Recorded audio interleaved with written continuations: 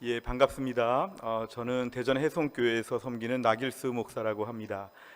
제가 제 이름을 대전 해송교회 담임 목사라고 소개하는 것보다는 저는 의정부 중앙교회에서 태어났고 자랐던 저희 고향 같은 교회에 와서 오늘 예배를 인도하게 되어서 매우 영광스럽게 생각하고 매우 기쁘게 생각합니다. 오늘 교회 들어오면서 많은 분들을 뵀는데 뵙자마자 그 옛날의 이름들이 다 떠올라서 우리 권사님, 장로님, 집사님들 이름을 다 외울 정도로 어린 시절의 추억이 너무도 많이 있습니다. 처음 태어나서 나기순 권사님, 손혜순 권사님, 이런 신근 권사님 이런 분들이 저를 어릴 때부터 보셨고, 또 초등학교, 중고등학교 지나면서 홍원종 장로님이 저 선생님이시기도 했고, 또 우리 김주열 장로님이나 강대경 장로님이 저의 같이 이렇게 컸던 그런 중고등부 청년부 시절을 보냈기 때문에 오늘 교회 오는데 명절에 꼭 고향의 집이 온 것 같은 그런 느낌을 갖게 되어 참 감사합니다. 1994년에 대학교 4학년 때 이제 제가 우리 교회를 떠나서 서울의 충영교회에서 이렇게 인턴같이 교회 사역을 하고, 또 서울의 해송교회라고 해서 해화동에 있는 교회에서 7년 동안 사역을 하고, 부교육자로 2003년에 우리 의정부 중앙교회 와서 3년 동안 그때 중고등부 청년부를 맡았던 그런 시절이 있었습니다. 그리고 하나님의 부르심으로 2012년부터 대전의 해송교회에서 담임 목사로 섬기게 되어서 무척이나 오랜만에 온 것 같습니다. 그동안에 어머니 돌아가신 이후에도 온 적도 있고, 또 교회 바깥에서 건물을 이렇게 좀 찾아온 적도 있었지만, 예배 중간에 이렇게 말씀을 전할 수 있는 귀한 기회가 된 것은 진심으로 감사드립니다. 반가운 것은 많은 우리 장로님, 권사님, 집사님들이 건강하게 또 계시고 또 교회를 잘 지켜주신 것이 참 감사합니다. 어찌 보면 제가 파송된 교회가 대전의 해송교회라고 생각하고 영원한 모교회가 의정부 중앙교회이기 때문에 오늘 교회 와서 뵈니까 너무 반갑고 행복합니다. 어찌 보면 이렇게 고향이 수몰되었거나 매몰되었다면 참 마음이 아픈데, 고향에 와 보니까 교회가 건재하고 또 새로운 청년들이나 중고등부 학생들이 교회를 지키는 걸 보니까 얼마나 감사한지 모릅니다. 앞으로 두고두고 하나님이 기회를 주시면 시간 될 때마다 또 이렇게 찾아오고 싶은 그런 간절한 소원이 있습니다. 저는 교회에서 이제 14년째 사역을 하면서 7년마다 주시는 한 달의 안식월 중에 두 번째 안식월을 받게 되어서 이번에 안식월을 보내고 있습니다. 그래서 여러 교회를 또 다니기도 하였는데, 그 중에 제일 좋은 것이 역시 고향의 모 교회에 온 것이 가장 행복한 것 같습니다. 오늘 함께 말씀을 나누면서 하나님 말씀에 큰 은혜가 있기를 간절히 소원합니다. 오늘 말씀을 보시면 농부가 지금 씨앗을 뿌리고 있는 그런 내용이 나오고 있는데요, 이스라엘에서는 이렇게 한 지역에 집중적으로 씨앗을 뿌리지 않고 농부가 계속 걸어가면서 이렇게 씨앗을 뿌리고, 또 한편으로 이렇게 바람이 늘 불고 있기 때문에 씨앗이 흩어질 수밖에 없는 그런 구조입니다. 그래서 농부는 씨앗을 잔뜩 가지고 이렇게 막 뿌리며 다니는데 발걸음에 따라 바람에 따라서 막 여기저기 이렇게 흩어질 수밖에 없는데요, 오늘 본문에 가장 중요한 전제가 있다면 그것은 씨앗은 똑같은 것이라는 뜻입니다. 오늘 여러 땅들이 지금 달라서 그렇지 오늘 뿌려지는 씨앗은 다 똑같다. 이 똑같은 씨앗이 지금 땅에 따라서 어떤 결과가 빚어지고 있는가, 이게 오늘 본문의 포커스라고 볼 수가 있습니다. 우선 첫 번째로는 우리가 길가에 뿌려진 씨앗이 오늘 본문에 등장하고 있는데요, 이 길가에 뿌려진 씨앗은 사실 사람들이 오고 가는 길에 이렇게 씨앗들이 뿌려지니까 일단은 자꾸 디디고 다니니까 그 땅은 딱딱할 수밖에 없습니다. 그러니까 좀처럼 이렇게 뿌리를 내리고 이 씨앗이 잘 들어갈 수 없는 딱딱한 땅이고, 또 사람들에게 밟힐 수도 있는 그런 땅입니다. 게다가 오늘 본문에 보니까 새들이 와서 먹어버렸다고 하니까, 이게 새들이 와서 먹어버렸다면 이 씨앗은 흔적도 없는 것이죠.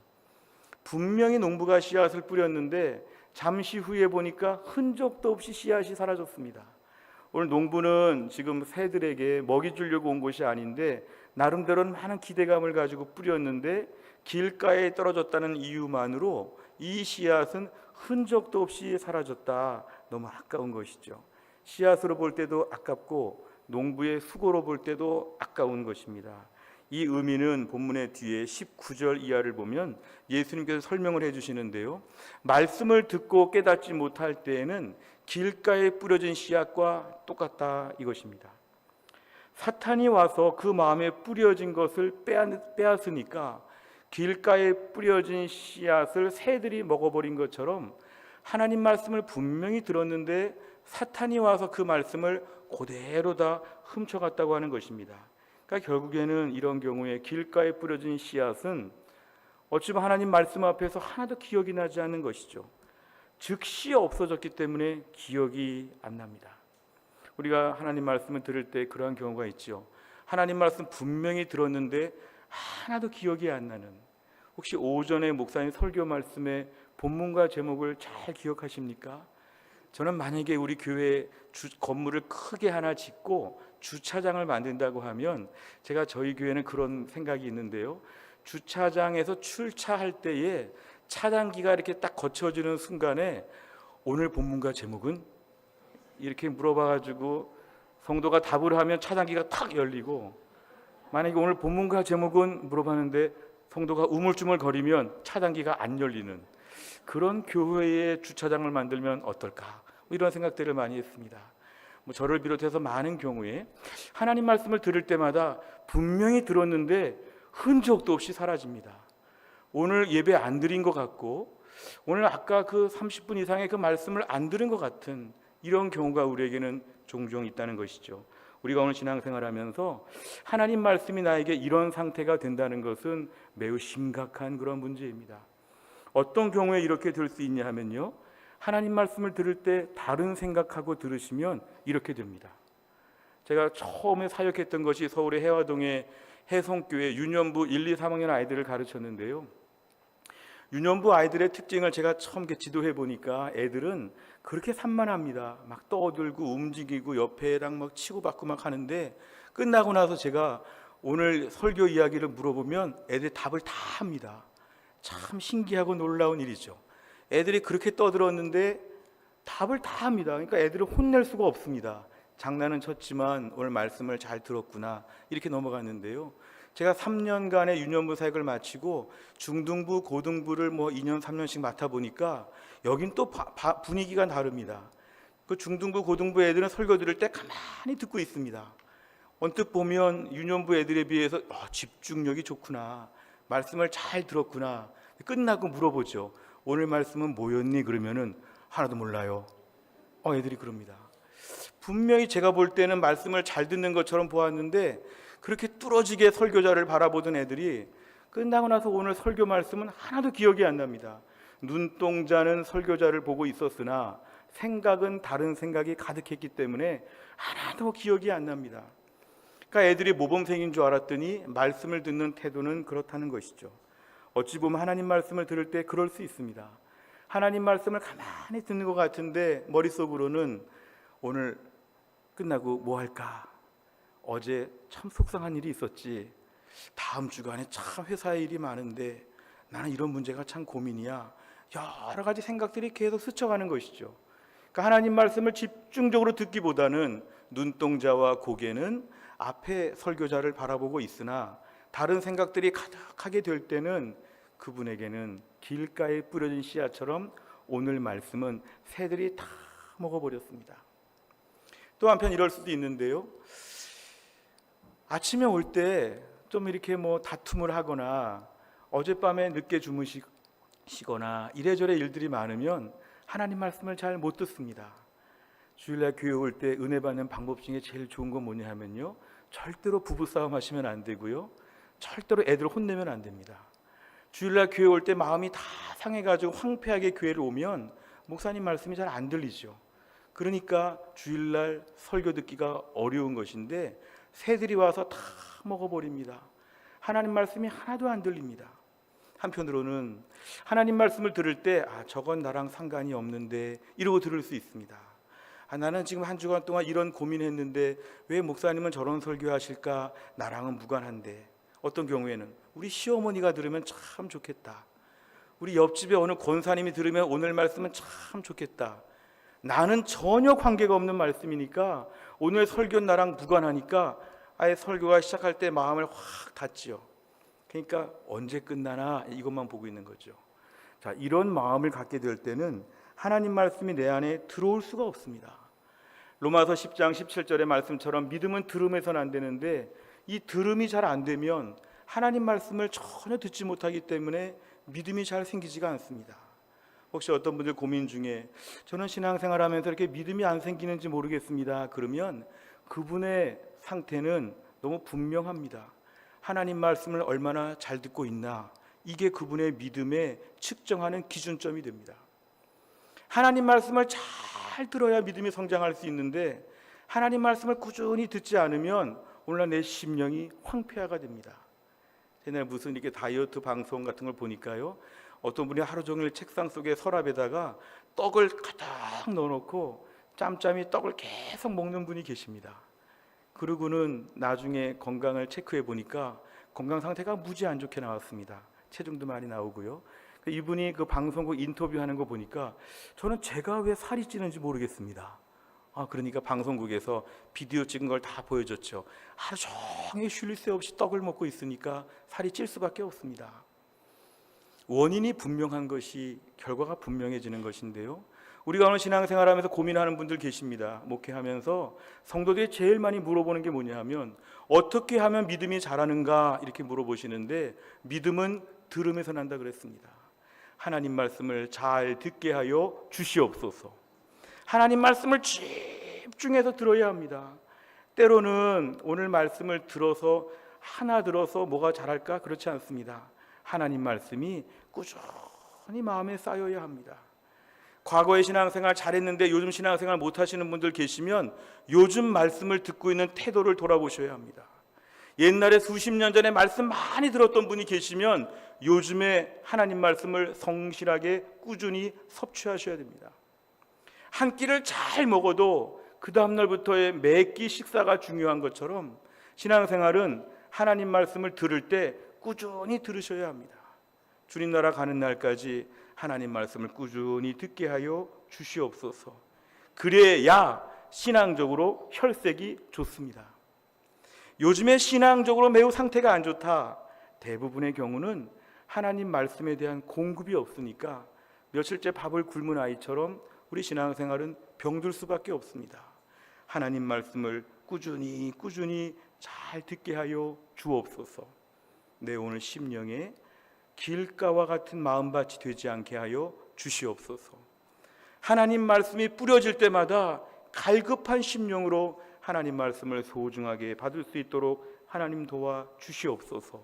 길가에 뿌려진 씨앗은 우리에게 이것을 보여줍니다.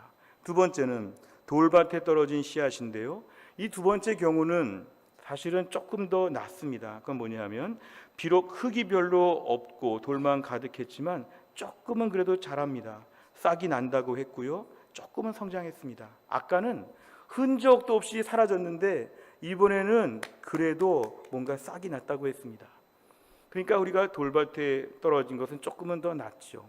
싹이 났다는 게 참 중요한데 문제는 싹이 나자마자 그거 죽었답니다.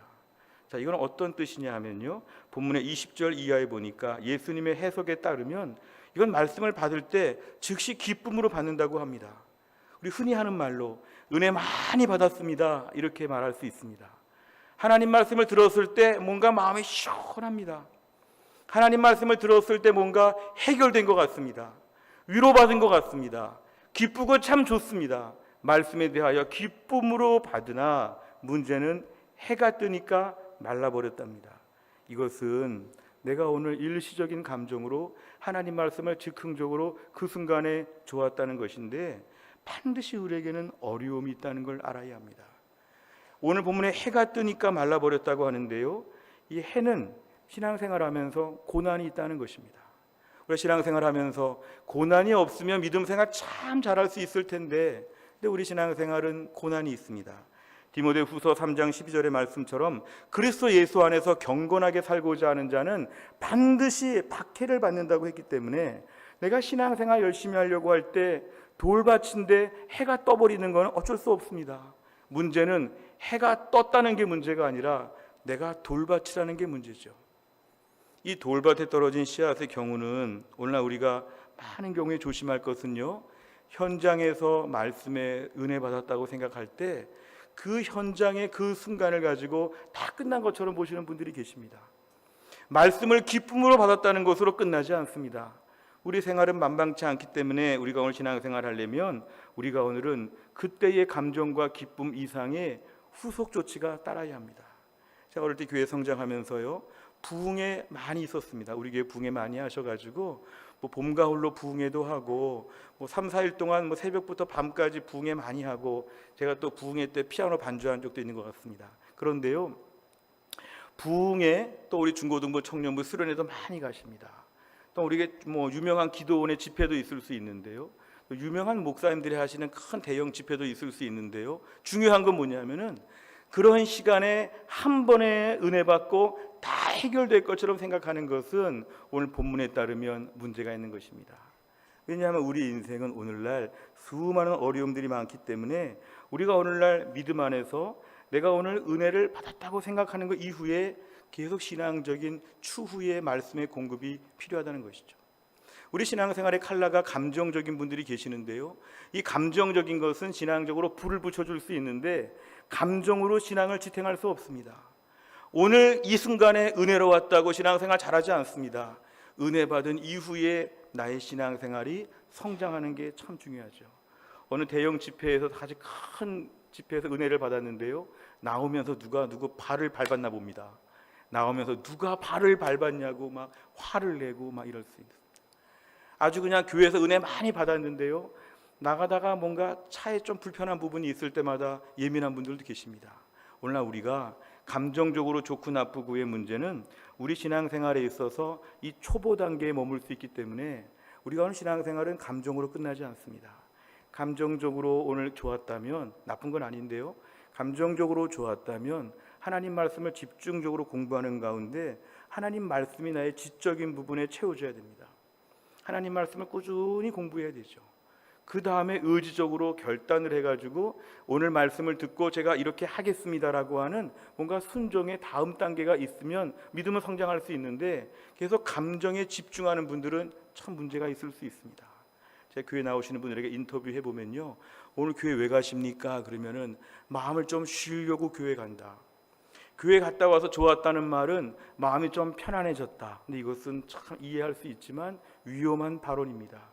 우리가 오늘 예배를 드리고 하나님 말씀을 듣는 것은 위로받고 쉬다가 집에 가는 게 아닙니다. 천지만물의 주인 되신 하나님이 나에게 오늘은 무슨 말씀을 주시는가, 하나님 말씀을 받는 시간이기 때문에 겸비하게 듣고 무슨 말씀을 주시든지 간에 순종하겠다고 결심해야 되기 때문에 내 감정을 좀 만족해 보려고 돌아다니다가 보면 우리 신앙생활은 매우 허약할 수 있는 것이죠. 무엇보다 오늘의 돌밭에 떨어진 씨앗은 즉흥적인 기쁨과 감정에 머무는 신앙이기 때문에 그 다음 단계가 없어서 이것은 말라 죽을 수밖에 없는 매우 위험한 단계입니다. 셋째로 가시떨기에 떨어진 씨앗이 있는데요, 이 가시떨기는 다른 번역에 따르면 가시덤불, 잡초 뭐 이런 것들이 다 있는 곳입니다. 여기는 앞에 두 단계보다는 조금 더 나은 것입니다. 싹도 났고 또 조금 더 성장도 했습니다. 근데 문제는 뭐냐면요, 자라다가 보니까 가시떨기가 기운을 막아서 사방에서 이렇게 다 막았기 때문에 제대로 성장할 수 없다는 것입니다. 22절 이하의 예수님의 해석에 따르면은 결국 이것은 하나님 말씀 앞에서 심각한 고난 앞에서 그거를 극복하지 못하는 그런 타입입니다. 하나님 말씀을 들었을 때 베드로와 야고보와 요한처럼 예수님 변화산상에서 그 높은 데서 위에서 막 우리끼리 황홀하게 기쁜 곳에만 있고 싶지요. 그러나 우리의 현실은 내려와서 척박한 현실을 마주해야 되기 때문에 뭔가 이상적인 환경에서 아주 온실 같은 편안한 환경을 구가하고 싶은 것은 이 땅에서 불가능합니다. 결국 고난이라고 하는 상수가 우리에게 늘 있는 것인데요, 그럴 때 이 속에서 제일 무서운 게 뭐냐 하면은 자꾸 염려거리가 생깁니다. 생활에 염려가 생깁니다. 오늘 말씀의 은혜를 받았는데, 말씀이 참 좋았는데, 그러나 내 걱정과 고민은 그대로입니다. 방황하는 우리 애들은 그대로 방황하고 있고, 경제적으로 어려운 부분은 계속 어렵고, 몸이 아픈 건 계속 아프고, 그러니까 은혜는 은혜대로 받았는데 현실에 돌아오니까 잠을 깬 것처럼 갑자기 걱정하고 근심하는 이런 것이 얼마나 많은지 모릅니다. 하나님 말씀은 말씀이고 현실은 현실이고, 오늘 말씀에 두려워하지 말라고 했는데 집에 가보니까 다 두렵고, 하나님 말씀에 평안함을 배웠는데 집에 가보니까 다 불안정하고, 그럴 때 우리들의 마음에 역시 내 현실은 이것이라고 하면서 그 염려 가운데 깊이 묵상하는 분이 계십니다. 하나님 말씀을 들은 것을 깊이 묵상하지 아니하고 내 염려거리를 깊이 묵상하는 분들이 계십니다. 어느 부흥사 목사님 말씀 들으니까요, 5분 이상 걱정하는 것은 기도하고 하나님께 맡겨야지 5분 이상 걱정하는 것을 계속 걱정하면 평생 걱정한다는 말을 들었는데 매우 기억하고 있는 말입니다. 우리가 오늘날 내 삶에 있어서 하나님 말씀을 들을 때 마음 한편에 염려거리가 있죠.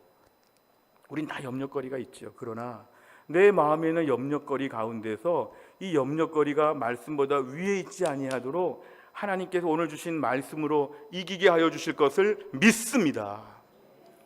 내 인생이 힘들지만 하나님 말씀 믿으니까 이것이 아무것도 아닙니다. 이런 안목 주시기를 주의 이름으로 축원합니다. 기도 많이 하면요, 우리 안에는 문제가 요만하게 보이고요, 기도 별로 안 하고 마음에 은혜가 없으면 요만한 것도 이만하게 보이는 법입니다. 하나님, 내가 오늘 말씀 듣고 기쁜데, 이 말씀 듣고 살려고 하는데, 이 말씀대로 붙잡고 살려고 하는데 내 인생의 모든 염려거리가 조그맣게 보이고 없어 보이게 하여 주시옵소서. 이런 믿음의 결단을 하면 우리는 오늘도 가시떨기 그 단계를 우리는 뛰어넘을 수가 있는 것이죠. 또 한 가지 이런 것인데요, 내 안에 오늘도 재물의 유혹이 있을 수 있습니다.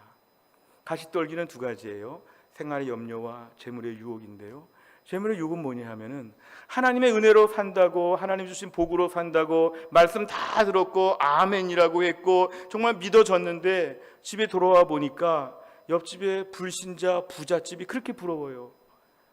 옆집에 그렇게 애들 잘 되는 집이 부러워요. 나는 믿음으로 막 충천했는데 집에 가보니까 우리 애들은 한심하고 배우자끼리도 불평하고 모든 게 다 이상하게 보여요. 그런 마음에 말씀은 말씀이고 내 안에 욕심은 여전히 갈급하고 열등감과 초라함과 아주 그냥 여러 가지로 막 굴욕적인 마음에 견딜 수 없는 분들이 계십니다. 하나님 말씀을 듣고 나서 내 안에는 욕심에 대한 문제를 해결해야 합니다. 오늘도 하나님 말씀에 감사합니다. 말씀 붙잡고 행복하게 하여 주시옵소서. 말씀 모르는 옆집 부자, 예수 모르는 옆집 부자보다 가난하지만 말씀 붙잡고 천국 붙잡고 영생을 누릴 수 있는 나 자신이 훨씬 더 대단하다는 것을 믿으시기를 주의 이름으로 축원합니다. 우리 인생 그래서 그렇게 우습지 않습니다. 그렇게 가난해도 가난하지 않습니다. 왜냐하면 하나님 아버지가 계시니까 오늘 말씀 하나 가지고 말씀만 두둑히 가지고 있으면 다른 것은 아무것도 아니라고 보셔야 되죠. 그래서 오늘 내 안에 있는 이런 모든 재물의 유혹에 대해서 넘어가야 합니다. 그런 생각이 들 수 있죠. 그런 생각은 10초 이내에 없애버려야 합니다. 하늘 보좌가 대단하고 하나님의 영광이 대단하기 때문에 주여 이런 것들에 마음 빼앗기지 않게 하여 주시옵소서. 하나님 말씀을 들을 때마다 계속적으로 말씀의 부요함으로 부요함을 누리게 하여 주시옵소서. 자꾸 옆집 사람들 비교하지 마시기를 바랍니다. 하나님 말씀으로 나는 부요하다. 말씀으로 배부르다. 나는 말씀이 있기 때문에 옆집 사람들 아무 신경 안 씁니다. 제가 영적 부자인 것을 믿습니다. 우리는 이런 고백을 할 수 있어야 합니다. 마지막 네 번째는요, 좋은 땅입니다. 좋은 땅. 오해하지 말 것은 좋은 땅에 뿌려진 씨앗이 최고 우등 씨앗이라고 그렇게 보지 마셔야 됩니다. 아까 길가에 떨어진 거나 돌짝밭에 떨어진 거나 가시떨기 떨어진 거나 다 똑같은 것이었습니다.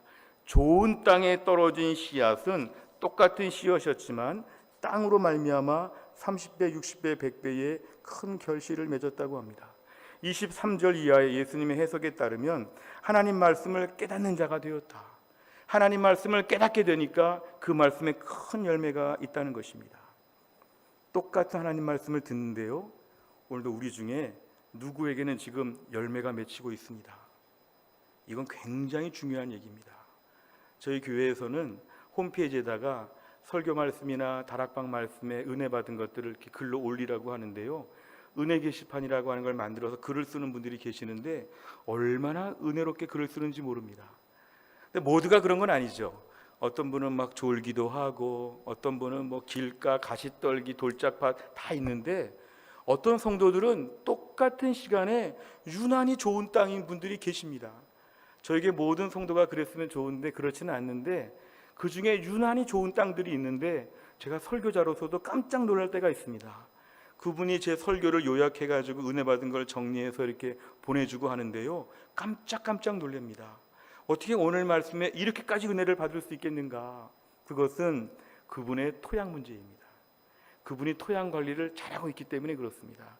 근데 그분이 제 설교에만 그렇게 은혜 받는 게 아니라 다른 목사님들 설교에도 다 은혜를 받습니다.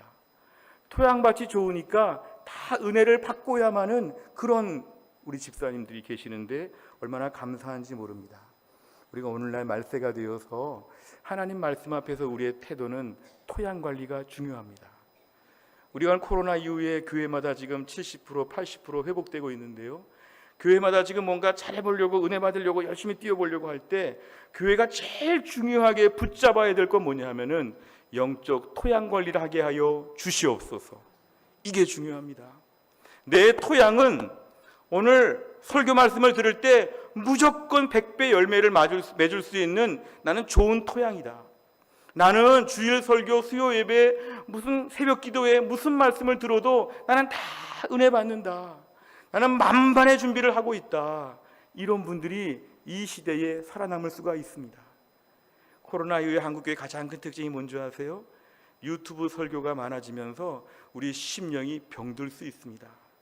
내가 출석하는 교회에서 내가 섬기는 교회의 목사님들의 말씀을 토양 관리하셔서 아멘으로 다 받으셔야 됩니다. 하나님 말씀이 선포되어질 때 나는 이미 옥토와 같은 마음으로 준비돼서 그냥 목사님 얼굴만 봐도 은혜를 받고야만은 그러한 토양 되게 하여 주옵소서. 하나님 말씀을 듣는 토양이 까다로워지지 않게 하여 주옵소서. 결국은 길가와 같은 토양이 옥토가 되게 하여 주옵소서. 오늘 농부와 이 씨앗은 죄가 없습니다. 하나님 말씀이 동일하게 선포됩니다. 항상 기억할 것은 오늘 이 말씀에도 누군가는 100배 열매를 맺고 있다. 누군가는 듣자마자 잊어버린다. 누군가는 오늘 말씀에 따라서 생명을 붙잡고 소망을 붙잡고, 누구는 오늘 말씀 앞에서 아무것도 빈 털터리로 집에 그냥 터벅터벅 걸어간다. 주여, 나에게 하나님 말씀 앞에서 옥토와 같은 토양이 되게 하여 주시옵소서. 우리 의정부 중앙교회는 역사가 오래된 교회입니다. 저에게는 올해 41년째가 되었는데요, 역사가 오래된 교회에서 오늘 메시지가 참으로 중요합니다. 역사가 오래된 교회는 저희 어머니 보니까요, 목사님이 몇 월 며칠 날 설교하셨다를 성경에다가 다 써놓은 걸 보셨습니다. 성경 본문마다 이건 5년 전에 설교하셨다, 이건 3년 전에 설교하셨다. 많은 분들이 그러시더라고요. 하나님 말씀을 들을 때마다 안 들어본 설교가 없습니다. 하나님 말씀 대부분 전권을 다 들어봤습니다. 그럴 때 우리가 오늘날 신앙적으로 유익한 점이 되겠지만 신앙적으로 불리한 점이 될 수 있습니다. 그것은 다 아는 말씀이기 때문에 오히려 안 들릴 수가 있습니다. 역사가 오래된 교회, 신앙생활 오래 하신 분들의 기도 제목은 오늘도 내가 토양이 좋아서 하나님 말씀을 100% 흡수할 수 있는 이런 땅이 되게 하여 주시옵소서. 기도하시기를 바랍니다. 신앙생활은 평생 성장할 수 있습니다. 지금까지 은혜를 많이 받으신 분들, 은혜 받을 만큼 다 받았다고 말하지 마시기를 바랍니다. 앞으로 주님 나라 가는 날까지 남은 세상에 우리에게 은혜 주실 것이 많이 있음을 믿어야 합니다. 평생 예수 믿었지만 오늘도 옥토와 같은 마음밭을 준비하면 남은 인생 오늘 30배, 60배, 100배의 풍성한 결실을 우리가 맺게 될 것입니다. 우리 모두 심령에 오늘 말씀처럼 우리가 오늘도 좋은 땅이 되어서 옥토와 같은 땅으로 기경되어서 하나님 말씀을 들을 때마다 늘 풍성한 열매를 다 맺을 수 있기를 주의 이름으로 축원합니다. 기도하겠습니다. 하나님 아버지, 감사합니다. 오늘도 우리 귀한 말씀 허락하여 주심을 감사합니다. 하나님 아버지, 우리의 마음밭을 좋은 땅이 되게 하여 주옵소서. 선포되는 말씀 앞에서 아멘으로 받게 하여 주시고 기뻐하게 하여 주시고 그 말씀 앞에 닥치는 여러 시련들과 어려움들을 이겨나가게 하여 주옵시고 말씀을 들으면서 세상의 염려와 재물의 유혹에 빠지지 않게 하여 주시고 하나님 말씀 하나가 내 심령을 가득 채우는 풍성한 결실을 매번 맺을 수 있게 하여 주옵소서. 그래서 이 시기에도 여전히 부흥이 가능하고 여전히 마지막까지 은혜로운 신앙생활이 가능하다는 것을 입증하게 하여 주시고 우리 사랑하는 의정부 중앙교회 장로님, 권사님, 집사님들과 모든 성도들의 심령이 매주일마다 100배의 결실을 맺는 교회가 될 수 있도록 축복하여 주시옵소서. 감사드리며 예수님의 이름으로 기도하옵나이다. 아멘.